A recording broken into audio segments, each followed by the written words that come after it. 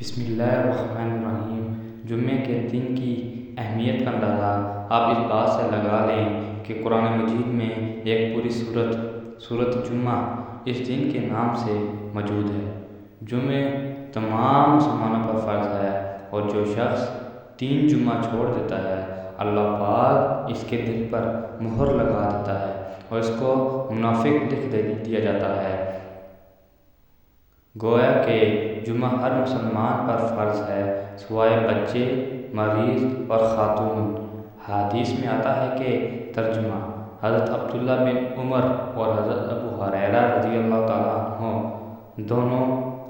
راوی ہے کہ ہم نے رسول اللہ صلی اللہ علیہ وآلہ وسلم کو اپنے منبر کی لکڑی یعنی اس کی سیڑھیوں پر یہ فرماتے ہوئے سنا ہے کہ لوگ نماز جمعہ کو چھوڑنے سے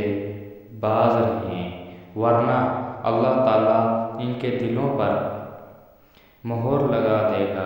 اور وہ غافلوں میں شمار ہونے